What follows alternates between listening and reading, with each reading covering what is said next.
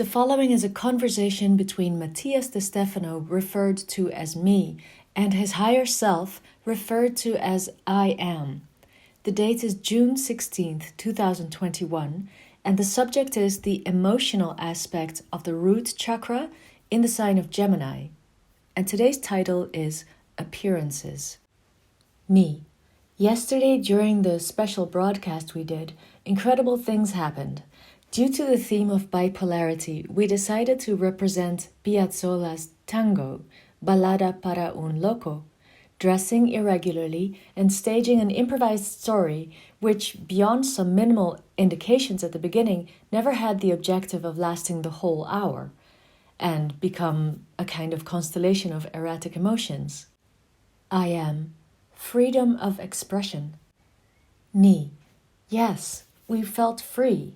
And because of this, amazing things arose, in which the artistic improvisation of the guys allowed me to narrate the explanation on this topic.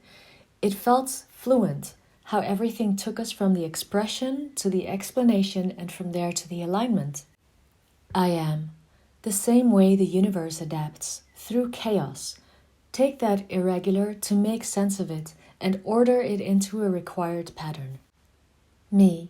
Yes, that's what I like about this type of actions, that they order chaos, giving it logic. Although not everyone sees it that way, many people continue to look at the scenery and do not see the message of the play. I am. It's the difference between art and entertainment. Me.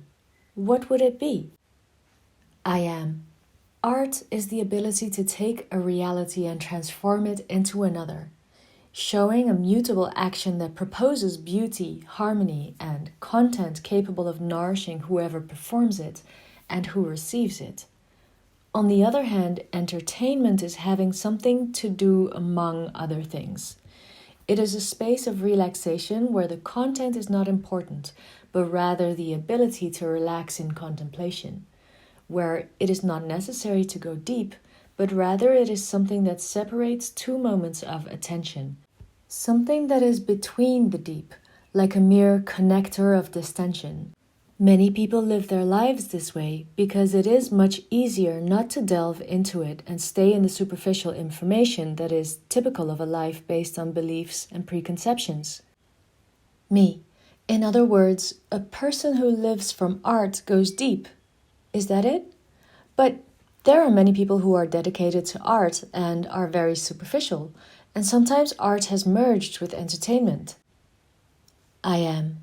In the beginning of human times, art was related to the deepest capacities of a being, which allowed him to tell his rich internal world, transmit knowledge, express the spirit. The different arts of which we have already spoken had the intention of amplifying the mind, the emotion, and the body of people, making us richer, more integral. But many of these arts, of these profound visions of the internal world projected on the external, ended up becoming identifications of a people, which allowed them to recognize each other and distinguish themselves from others. Thus, certain colors, clothing, words, constructions, traditions became emblems of recognition, and art became a way to unite, to connect groups. This made artistic sources become social tools, culture and religion, laws, norms, morality. Nations rise, and with them nationalisms, and from there the identification of groups in relation to ways of doing life and seeing the world. Art became a pattern, a law of life, ceasing to be creativity, to become the foundation of the structure on which societies are sustained. When art is shaken, when it seeks to rise up and mutate as its nature indicates, the social foundations shake, leading to moments of systemic instability, which puts the status quo at risk, although it promotes evolution. Leaving the place makes the sane of the system, and I think he means here that it's the sane who try to leave the system. The mobilizers and protesters look crazy, and they try to overshadow the art that emerges from them. This is how you see art as the main weapon in a dictatorship, as the foundation of every revolution, the first voice to want to be silenced by those who try to maintain order according to their traditions. States and religions, as well as clans, usually seek to maintain a constant idea of what should be, so as not to lose stability. And if something breaks with these pre-established schemes, they will immediately point their index finger towards the culprit in criticisms that discerns what is good from what is bad. Me. This is what I've seen many times. Many people judging how I dress, what I eat, if I have a tired face, if I said a bad word, and they allege that because I am a public image, I should act as they expect me to fit into their standards. Today, I read someone who resented me wearing a shirt and a hat because it was not spiritual of me. Since according to their standards, someone spiritual should be austere, humble, and shaved like a Tibetan monk. In fact, that was what he put on. So I wonder, to what extent is he right about this, or am I really not doing it right by wearing a hat that I like? I am. Ha ha ha. Appearances. Because culture turned art into tradition, what was different ceased to be art to become a mere illogical relaxation that relaxed the mind, such as viewing paintings, holding exhibitions, being fashionable in design, competing in theatrical productions for the best originality, making books with zero content, laugh-out-loud movies without a message, television programs in general. What is different is no longer seen as what transforms, to become a mere nexus of a blank mind where the individual stops participating to become a mere empty spectator. Thus, more time is wasted on the appearance of things and they become synonymous with their contents. The human stops delving deeper, and if he sees a cross, he immediately sees Christianity, when perhaps he speaks of solstices and equinoxes, see spiritually in a robe or enlightenment in a Tibetan monk. He begins to judge the content simply by appearances, since he stops digging deep to live on the surface. It is easier and quicker to interpret something by how it looks than to take the time to get to know and understand it. Me. Sure, I see it clearly. I am. This is how entertainment arises, which ceases to be simply the time spent dispersing between one thing and another to become a way of seeing the world, and individuals judge the realities as if it were a question of punctuating with little stars the content of a platform like Netflix. I think the translation means rating with stars. So they begin to be guided by appearances rather than by content, and believing only what they see. Me. What are appearances? I am. It comes from the word pair, which means an equal or to seem, with the prefix ad, meaning towards. Appear arises, which is to go towards what is similar. The appearance speaks of the quality of a being to resemble another. This is a useful term in evolutionary development, as many beings have survived thus, appearing to be parts of a tree or similar to other more dangerous animals. The same happens with certain predators that appear to be their prey or the environment in which they move, attracting them directly into their jaws. The idea of pretending to be what one is not was functional to development, creating these bipolarities in an individual which propose the option of being more than one thing and adapting to the environment. However, this can be used in various areas that beyond development propose control, dominance, and all kinds of attacks on others. Me. Appearances are deceiving, they usually say. I am. The wolf who dresses as a sheep, and the sheep who dresses as a wolf. The first is the clear example of those individuals who seek to obtain something from others, and for this reason they dress in their skins and traditions, with the aim of being accepted as an equal, even if it is not at all true, and their intentions border on the macabre and Machiavellian. On the other hand, the sheep dressed as a wolf is usually that person who pretends to be strong, who moves in hard and grotesque spaces, but who actually does it to avoid being harmed, covering himself with foreign layers that strengthen him in appearance, although in appearance, inside, it's breaking, brittle as glass.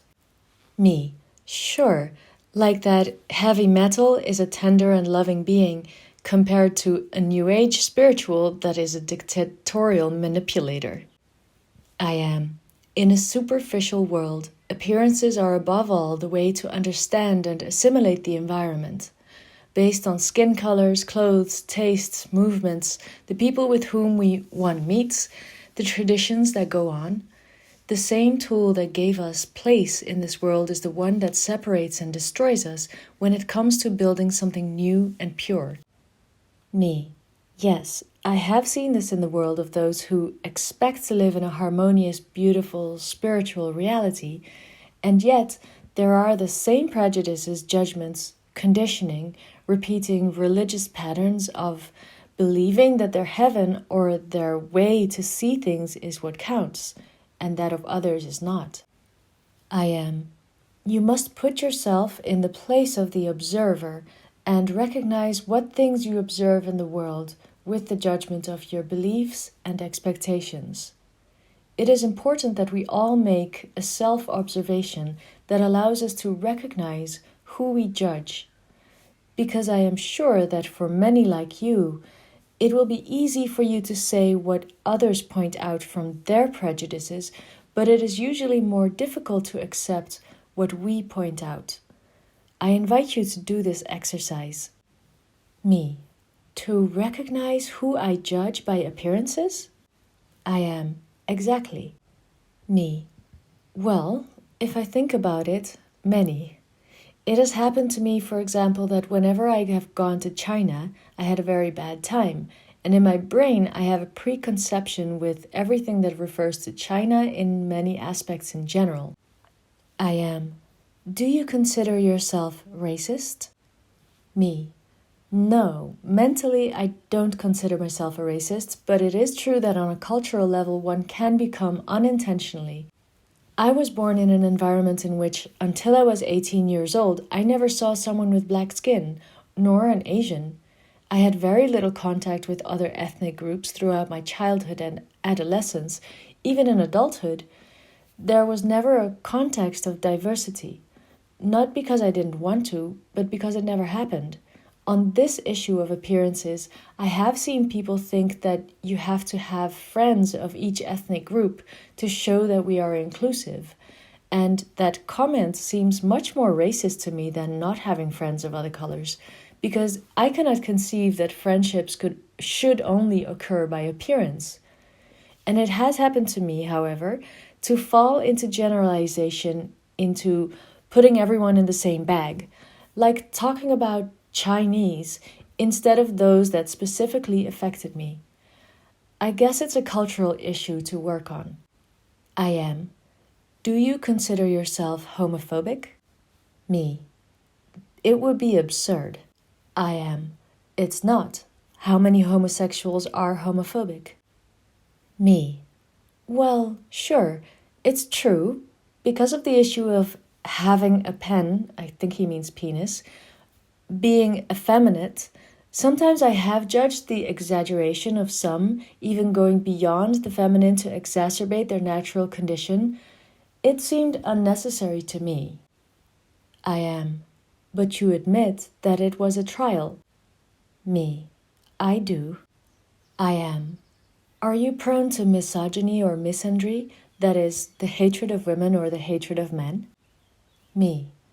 No, I don't consider myself that way because I don't see any conflicts with one or the other in any way. I am. Who have you judged by appearance? Me. Ooh, too many in many areas.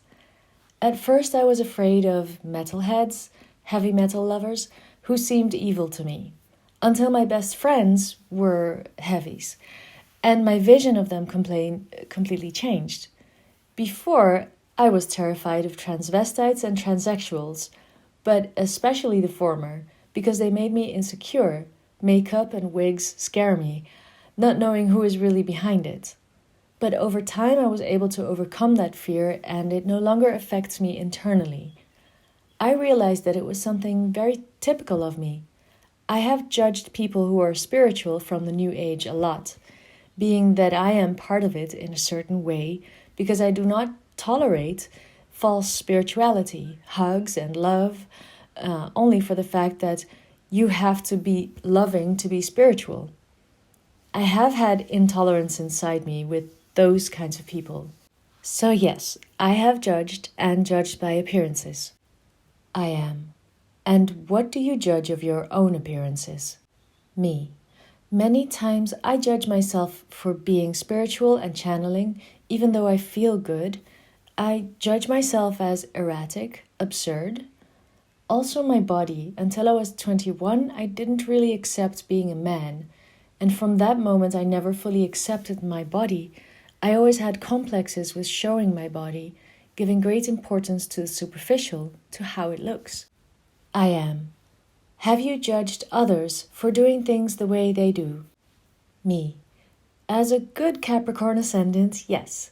I have always thought that I could do better what others do.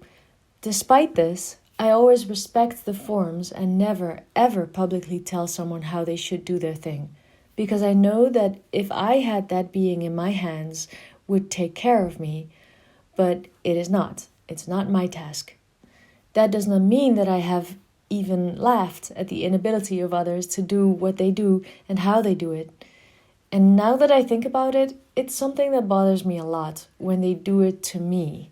The only difference is that I don't say it, which I think is worse. I am. Well, the important thing is to realize, speak about it, recognize that the ego is damaged, and that is why it hurts. Recognize that what you live is a reflection of who you are, and appearances will dominate your life if you give them much importance. Me. Should we care how things look? I am. Oh no.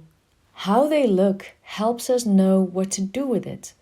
A green fruit is inedible, horrible to taste, almost toxic, while a ripe one is perfect for the body, although when you see it wilted, it will be useful for compost.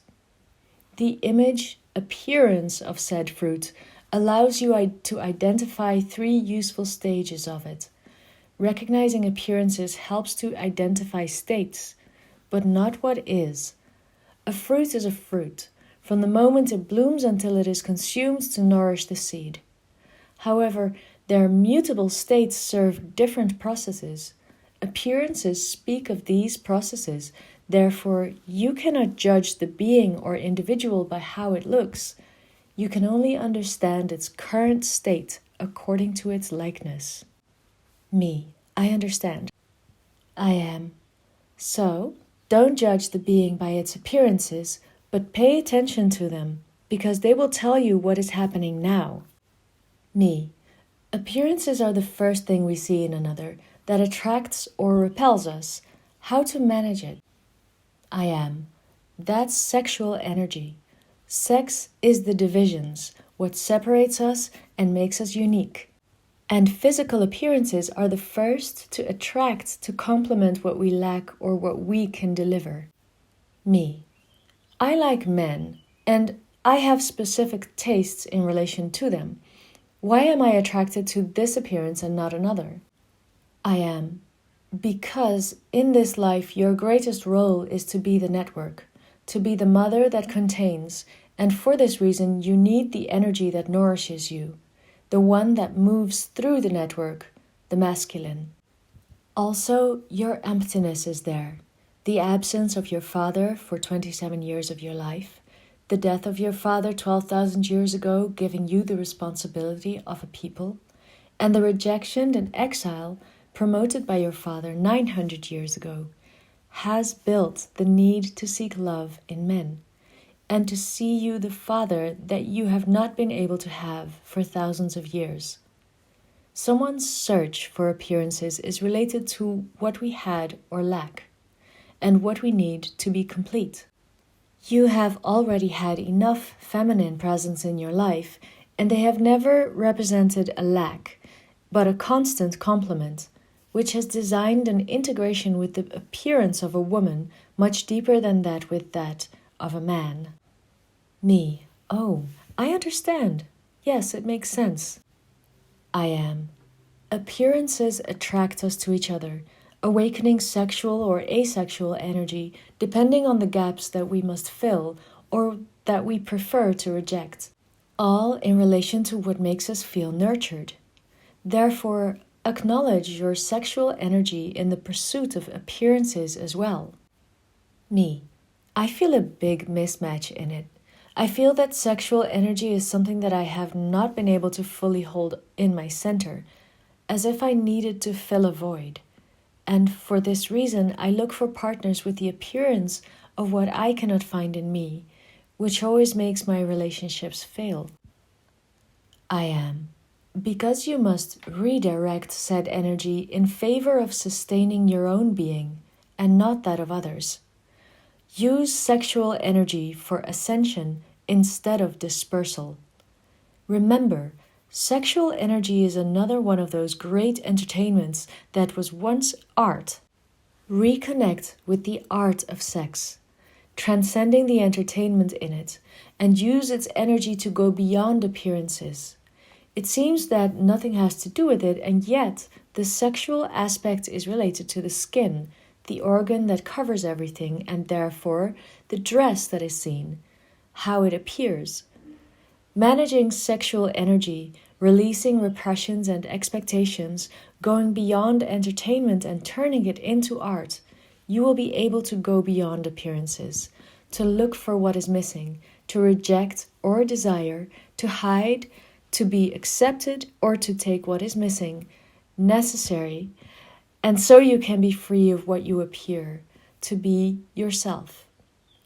In addition to the fact that many more people are controlled in sexual energy than in other areas, being today one of the main engines in the world, the sale of sexual appearance.